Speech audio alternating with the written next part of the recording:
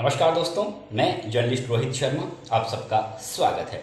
खेल मंत्री अशोक चांदना और डीएफओ टी राजमोहन के बीच जो टकराव के हालात बने हैं और ये जो मामला आजकल ज्वलंत मुद्दा बना हुआ है, प्रिंट इलेक्ट्रॉनिक मीडिया के साथ साथ सोशल मीडिया में भी ज़ोर शोर से ये मुद्दा छाया हुआ है। वन विभाग के जो कर्मचारी हैं वे अब लामबंद होने लगे हैं, अशोक चांदना के खिलाफ कह रहे हैं कि अब उन्हें इस मामले को लेकर माफ़ी मांगनी चाहिए। देखिए, चुनावी साल है। चुनावी साल में जो क्षेत्र की जनता है जनप्रतिनिधियों से काफ़ी आशाएं रखती है, उम्मीद रखती हैं। जनप्रतिनिधि भी चाहता है कि अगर उसे दोबारा से चुनाव जीतना है तो वह क्षेत्र के लोगों की आकांक्षाओं को ज़्यादा से ज़्यादा पूरा करे।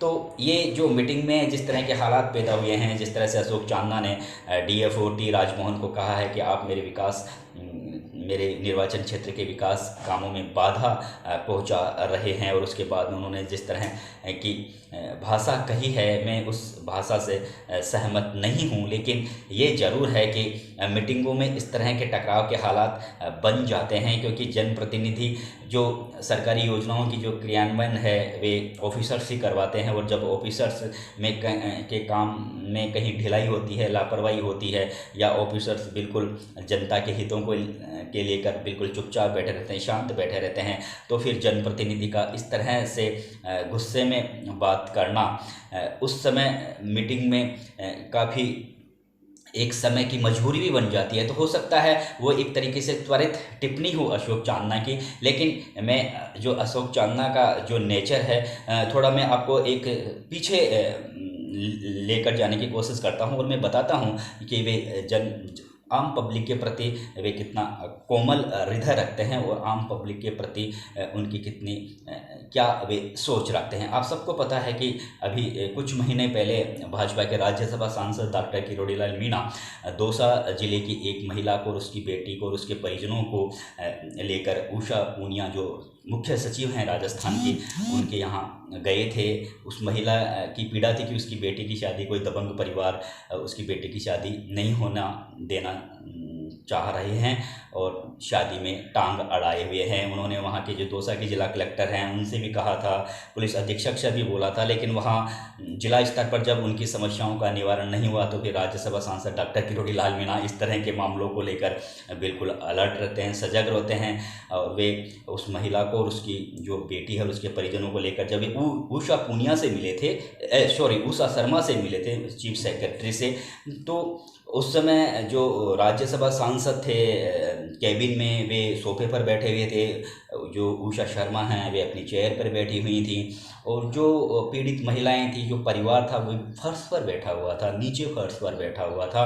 तो उस समय राजस्थान के किसी भी जननेता ने किसी भी राजनेता ने, किसी भी विधायक ने, किसी भी सांसद ने या किसी ने भी इस तरह की जो वो फर्श पर बैठी हुई थी महिलाएं, उसके बारे में किसी तरह भी टीका टिप्पणी नहीं की। उस समय सिर्फ एक ही अशोक चांदना थे, उन्होंने बाकायदा ट्वीट किया और ये इशारों में उन्होंने ये ट्वीट के माध्यम से समझाने का प्रयास किया था। आपको ध्यान है, ट्वीट किया था उन्होंने, ये कहा था कि ये सूरत बदलनी चाहिए, ये सीरत बदलनी चाहिए। यानी वे जो जिस तरह से पीड़ित महिलाएं चीफ सेक्रेटरी के सामने नीचे बैठी हुई थी, तो कहीं ना कहीं उनकी दिल को ठेस पहुंची।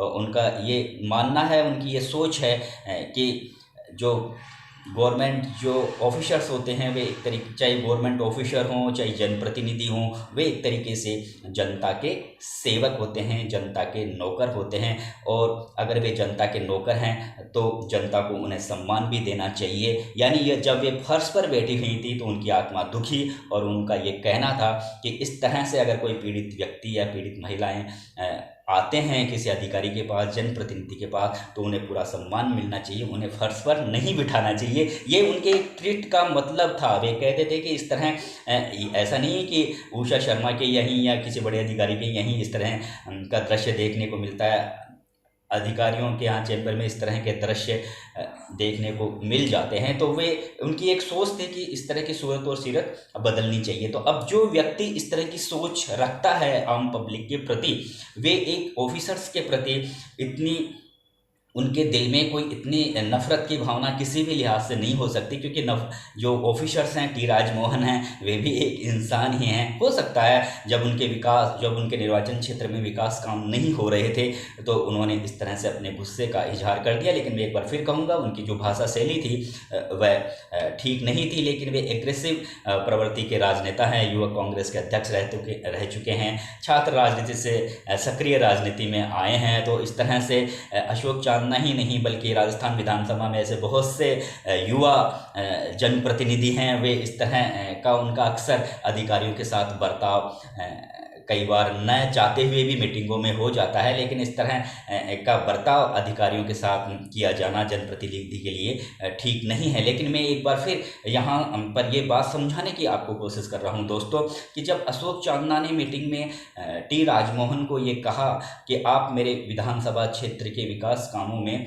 बाधा पहुँचा रहे हो, क्यों पहुँचा रहे हो, तो इन शब्दों को हमें समझना होगा। और अगर कोई भी साधारण बुद्धि रखने वाला व्यक्ति भी इस भाषा को अच्छी तरह से समझ सकता है। उनका यानी अशोक चांदना के ये शब्द सुनकर ऐसा पूरी तरह से महसूस हो रहा है कि वे किसी एक पर्टिकुलर या किसी एक विशेष फाइल के प्रति अपनी नाराज़गी जाहिर नहीं कर रहे थे टी राजमोहन के प्रति। हो सकता है इस तरह की बहुत सी शिकायतें टी राजमोहन को लेकर क्षेत्र के लोगों ने उन्हें की हो, और एक लंबी फहरिस्त शिकायतों की टी राजमोहन के प्रति चांदना के पास पहुंच गई हो। और जिस तरह से चांदना ने मीटिंग में कहा कि मैंने कभी आपको फ़ोन किया, मैंने कभी आपको बातचीत नहीं की, तो हो सकता है वे चुपचाप टी राजमोहन की कार्यशैली को देख रहे हों, और जब बात काफ़ी आगे बढ़ गई हो, शिकायतों का अंबार ज़्यादा लग गया हो, और जब उन्हें लगा कि जिस तरह से सार्वजनिक निर्माण विभाग के अधिकारियों ने भी कहा कि वन विभाग की ओर से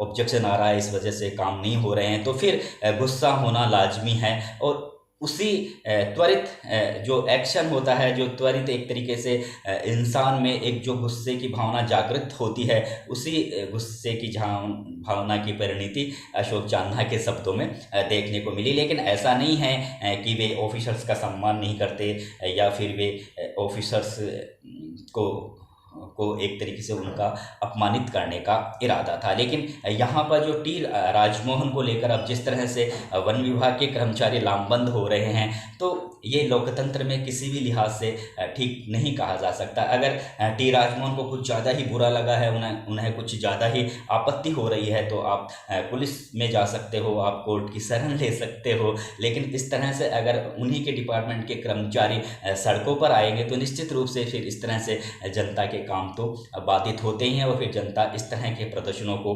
लाइक भी नहीं करती है। देखिए दोस्तों, इस जो मैटर है इसको थोड़ा और समझना होगा।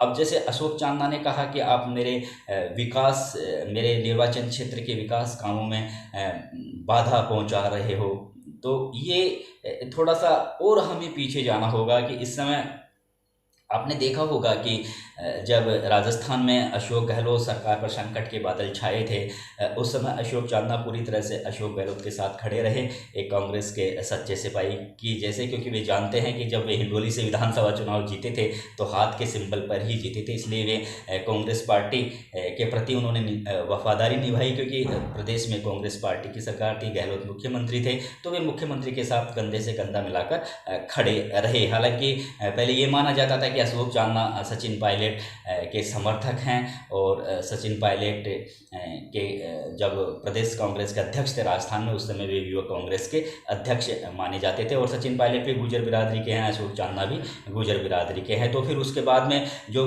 प्रदेश के एक गुर्जर समुदाय के एक वर्ग को ऐसे लगा कि अब जिस तरह से वे गहलोत सरकार के साथ खड़े रहे, तो गुर्जर समुदाय के एक वर्ग को ऐसा लगा कि अशोक चांदना काफ़ी मतलबी हैं, और उन्होंने एक तरीके से सचिन पायलट का साथ नहीं दिया।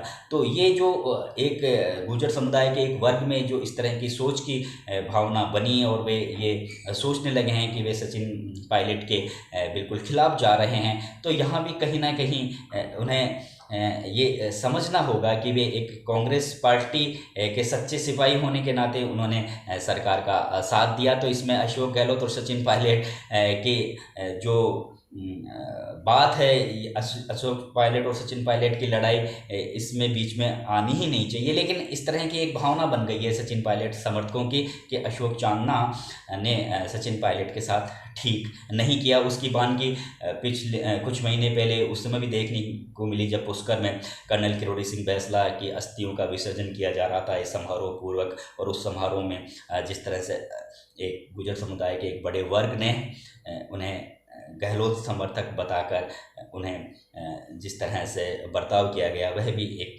काफ़ी हद तक उसे ठीक नहीं कहा जा सकता। लेकिन अब कई तरह की चर्चाएं सुनने को मिल रही है। मैं अभी 1-2 दिन हिंडोली विधानसभा क्षेत्र के दौरे पर रहा, तो वहाँ पे लोग तरह तरह की चर्चाएं कर रहे हैं। अब चर्चाएं करना लोकतंत्र में लोगों का अधिकार है। अगर वे चौपालों पर बैठेंगे तो वे तो चर्चाएं करेंगे, उनके मन में जो बात आएगी वे बोलेंगे।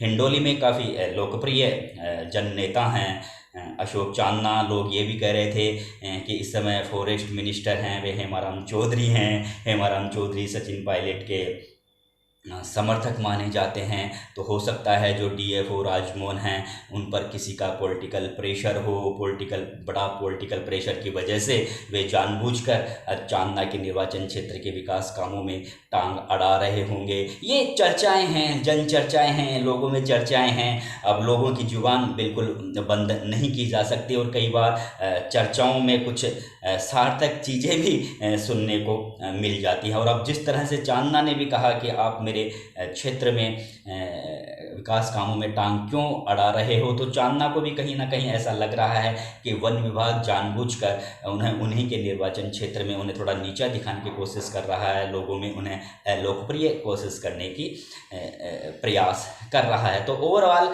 हम ये कह सकते हैं कि अशोक चांदना की भाषा शैली उस मीटिंग में ठीक नहीं थी। लेकिन जिस तरह से वन विभाग उनके निर्वाचन क्षेत्र में जो गतिरोध पैदा कर रहा है विकास कामों में, तो वो भी वहाँ पर एक बहुत बड़ा सवाल बन जाता है कि आखिर ऐसी कौन सी वजह आ गई, ऐसा कौन सा कारण है जो राजस्थान सरकार के किसी एक मंत्री के निर्वाचन क्षेत्र में ही वन विभाग की इतनी हिम्मत हो गई है कि वहाँ पर उनके कामों को बाधित किए जाने का प्रयास किया जा रहा है। फिलहाल मैं अब इस वीडियो को विराम देता हूं। मैं एक बार फिर कहता हूं कि अगर मीटिंग में देखिए चुनावी साल है, आगे भी इस तरह का माहौल मीटिंगों में देखने को मिलेगा। राजस्थान में ही नहीं बल्कि देश भर में जब इस तरह से जनप्रतिनिधि और ऑफिसर्स की मीटिंग होती है तो तनातनी का माहौल बन जाता है। अगर जनप्रतिनिधियों के काम नहीं होते हैं, अगर उनके लोगों के काम नहीं होते हैं निर्वाचन क्षेत्रों में, तो वे निश्चित रूप से फिर इसी तरह से अपना आक्रोश व्यक्त करते हैं। तो यहाँ पर थोड़ा ऑफिसर्स को भी थोड़ा जनता के हितों को लेकर सजग और चौकस रहना होगा। ऑफिसर्स को ये समझना होगा कि भले ही वे हाई प्रोफाइल पढ़कर IAS, IPS, IFS बन गए हों, लेकिन हकीकत ये है कि वे जनता के एक तरीके से सर्वेंट है, नौकर हैं। जनप्रतिनिधि भी सर्वेंट और नौकर होता है, मुख्यमंत्री भी एक तरीके से सर्वेंट और नौकर ही होता है, क्योंकि जनता के वोटों के आधार पर ही सरकारें चुनी जाती है। और जो सरकारें जो ऑफिसर्स को निर्देशित करती हैं, तो जो ऑफिसर्स होते हैं वे सरकार के भी नौकर होते हैं और जनता के भी नौकर होते हैं। तो ये एक तरीके से पूरे इस सिस्टम को ऑफिसर्स को समझना होगा। उन्हें भी जो अगर कहीं से कानूनी रूप से अगर कोई अड़चन आती है या कोई ऐसा काम होता है जो कानून के दायरे के खिलाफ के बाहर जाता है, अगर उन फाइलों को ऑफिसर्स रोक लेते हैं तो वो कोई गलत नहीं करते। लेकिन अगर किसी पॉलिटिकल प्रेशर की वजह से या फिर कोई पुरानी खुंदक निकालने के लिए, कोई पुरानी दुश्मनी निकालने के लिए या फिर अपने कुछ चाहतों के लिए काम को रोका जाता है, तो वह किसी भी लिहाज से नहीं होना चाहिए। नमस्कार दोस्तों।